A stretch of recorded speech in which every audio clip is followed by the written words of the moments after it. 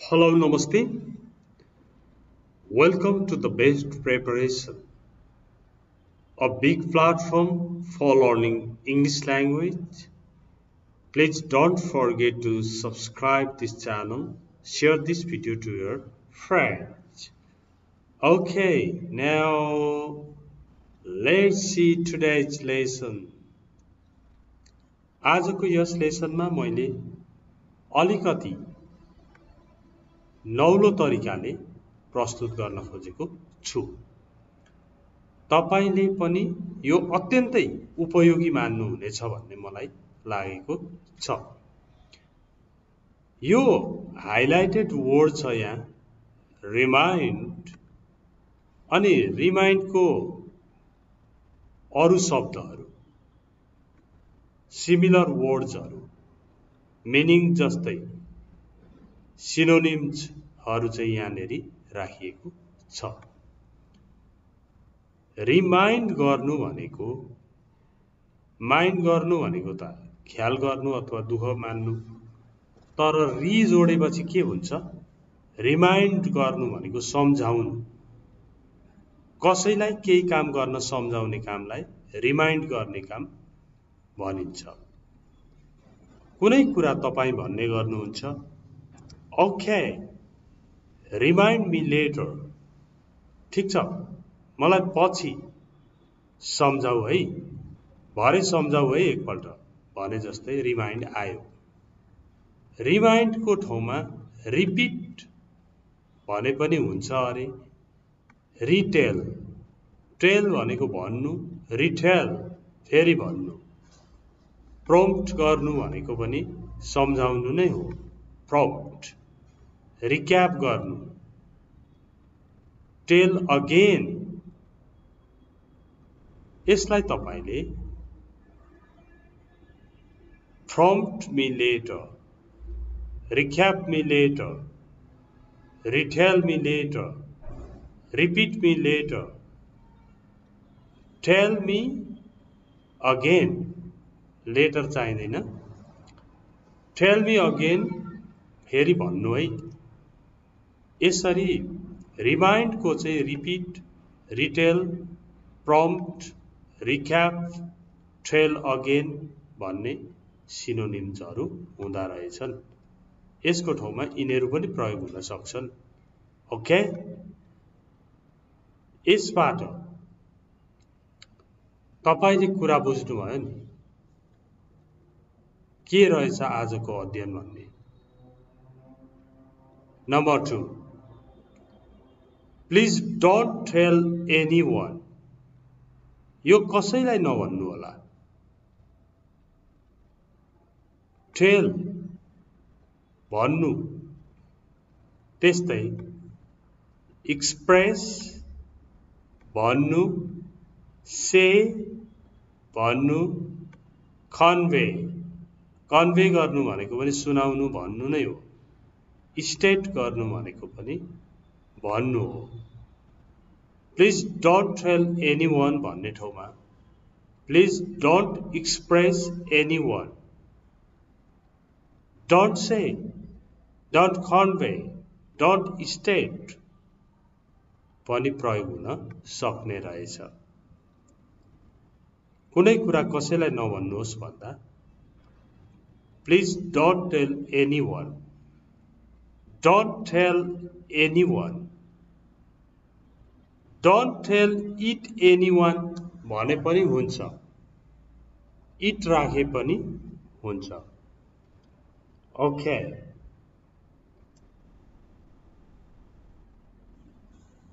Bother, bother गर्नु भनेको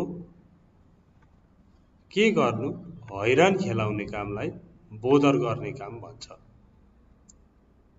यहाँ एउटा आर थप्यो भने दाजुभाइ हुन्छ, तर बीआरओ होइन, यो चाहिँ बीओटीएचईआर मात्र हो। बोदर गर्नु भनेको कज ट्रबल, पेन, कसैलाई दुःख दिनु, समस्यामा पार्नु लाई नै बोदर भन्दो रहेछ। I don't want to bother her. I don't want to bother her. म उनलाई दुःख दिन चाहन्न. म उनलाई हैरान गर्न चाहन्न. I don't want to bother you. यो bother भन्ने शब्द जान्यो भने नि तिम्रो अवस्थाले मलाई हैरान पार्छ भन्नु पर्यो भने your condition bothers me. हैरान बनाउँछ. bothers.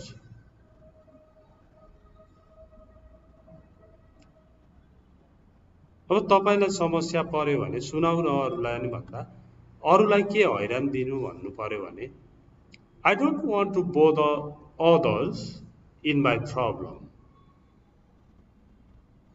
Okay? bother गर्नु भनेको चाहिँ त्यो हो. दैनिक प्रयोग हुने खालको छ है यो हेर्नुहोस्. Don't flatter me. Don't flatter me भनेको मलाई चाप्लुसी नगर. फ्ल्याटर गर्नु भनेको त प्रशंसा गर्नु हो खासमा. तर तपाईले मिनिङ हेर्नुभयो भने praising someone more than necessary. आवश्यकता भन्दा बढी प्रेज गर्न थाल्यो भने त्यो के हुन्छ त फ्ल्याटर हुन्छ. Don't flatter me. मलाई चिप्लो नगर्छ. मलाई चाप्लुसी नगर भनेको हो. सपोज तपाई जापानमा स्टुडेन्ट भिजामा विद्यार्थी पठाउनुहुन्छ भने एकजना पेरेन्ट्स आएर हजुरले राम्रोसँग जापानमा पढ्न पठाउने काम गर्नुहुन्छ अरे मेरो छोरोलाई अथवा छोरीलाई अथवा दाजुभाइलाई पनि पठाइदिनु पर्यो भन्यो भने त्यो फ्ल्याटर गरेको होइन. प्रेज गरेको हो. अडोर गरेको हो. एडुलेट गरेको पनि हो. तर फ्ल्याटरले चाहिँ के बुझाउँछ भन्दा अनावश्यक. अब तपाई भन्नु र जापान भन्नु एउटै हो. तपाई जापान, जापान तपाई. तपाईका हातमा परेपछि जे पनि सम्भव हुन्छ भन्दै दुनिया थोक भन्न थाल्यो भने त्यो जादु होइन नि. त्यस्तो हुँदैन. मापदण्ड पुग्यो, एम्बसीले ओके लाग्यो भने भिजा दिने हो. त्यसकारण त्यो चाहिँ फ्ल्याटरिङ गरेको हो. Okay, don't flatter me. I'll try my best. मलाई चिप्लो गर्ने काम नगर्नुहोस्. म सक्दो प्रयास गर्नेछु. I'll try my best. म सक्दो प्रयास गर्नेछु. But don't flatter me. तर मलाई फ्ल्याटरिङ नगर्नुहोस्, फ्ल्याटर नगर्नुहोस्. फ्ल्याटर भनेको प्रेज, एडुलेट, अडोर. Okay, next. कसैलाई तपाईले do you have any doubt? तिमीलाई कुनै शंका छ भन्दा यो भन्नुहुन्छ. तर डाउटको ठाउँमा हेजिटेसन, मिसट्रस्ट, डिस्ट्रस्ट, डिस पनि हुन्छ. फेरि मिसट्रस्ट, डिस्ट्रस्ट, हेजिटेसन, रिजर्भेसन पनि के हो त डाउटको अवस्था हो. Do you have any reservation? Do you have any hesitation? Do you have any mistrust? Disbelief? यस्तो कुराहरू डाउटको ठाउँमा यिनीहरू पनि आउँदो रहेछन्. ओके, यो पनि सिक्दै जाने आजको उद्देश्य हो. अब तपाईले कसैलाई भन्नुभयो Why are you being far? तिमी किन टाढा हुँदैछौ? टाढा हुन्छ कोही मान्छे तर्किन्छ भने Why are you being far? भनिन्छ। फारलाई डिस्टेन्ट पनि भनिन्छ, रिमोट पनि भनिन्छ। फारको सिनोनिम्सहरुमा डिस्टेन्ट, रिमोट, दुर्गम, टाढा भन्ने अर्थमा यिनीहरू आउँछन्। ओके, अनि don't be crazy. Don't be crazy भनेको पागल नहुनुहोस्। तर पागल नहुनुहोस् यहाँ मिनिङ हेर्नुहोस् त, फुलिश, स्टुपिड, वाइल्ड, सिल्ली। क्रेजी भनेको के रहेछ? मूर्ख नबन, जंगली नबन, धेर बाठो नहौ, धेर बाठो नबन भन्नु पनि डोन्ट बी क्रेजी नै हो।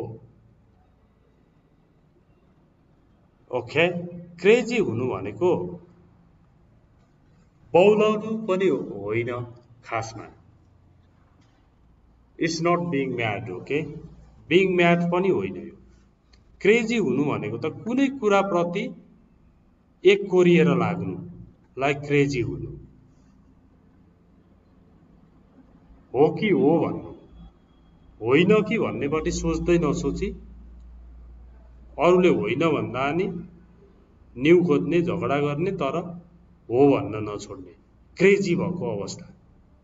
Don't be crazy, don't be foolish. Okay, don't be stupid, don't be wild, don't be silly. Crazy का सिनोनिम्सहरु यिनीहरू हुन्। ओके, नेक्स्ट,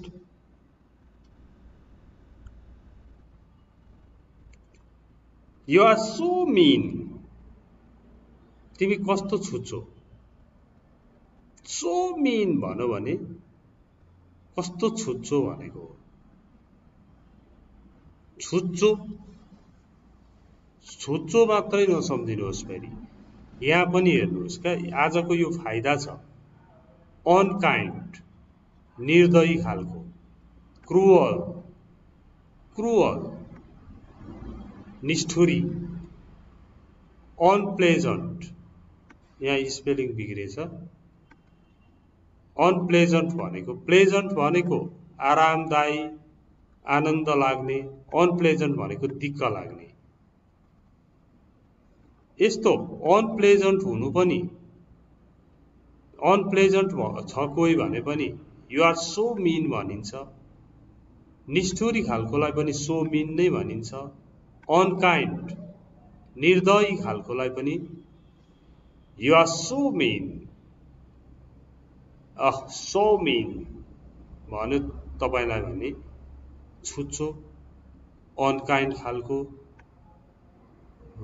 निर्दयी खालको, निष्ठुरी खालको, दिक्क लाग्दो खालको भन्यो मलाई भन्ने सम्झिनु पर्छ। यी मिनिङहरूले तपाईको दिमागलाई फराक बनाउँछ। छुच्चोमा मात्र राख्दैन, निर्दयी पनि बनाउँछ। निर्दयी भनेको पनि सोमी नै भन्छ। निष्ठुरी, दिक्क लाग्दो, यस्तो सबैलाई you are so mean or just so mean पनि भन्छन्। कस्तो छुच्चो, यु आर सो मीन, तपाई कस्तो छुच्चो मान्छे हो भनेको हो। ओके, आज यो छोटो युनिट छ, यो नौलो तरिका छ। तपाईलाई कस्तो लाग्छ कमेन्ट बक्समा। हो, यो मीन भन्ने शब्द सँगसँगै मैले चाहिँ अनकाइन्ड, क्रुअल, अनप्लेजन्ट पनि सिकेँ। त्यस्तै क्रेजी भन्ने शब्द सँगसँगै फुलिश, स्टुपिड, वाइल्ड, सिल्ली पनि सिकेँ।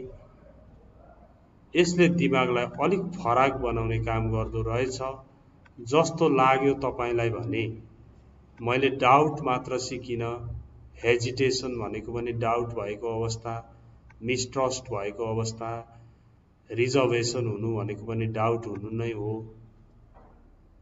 आई हेभ अ रिजर्भेसन भने कसैले भने I have a doubt, doubt छ, शंका छ। डाउट भन्ने शब्द अलिकति नेगेटिभ हो कि भन्छन् भनेर रिजर्भेसन पनि प्रयोग गर्ने चलन छ।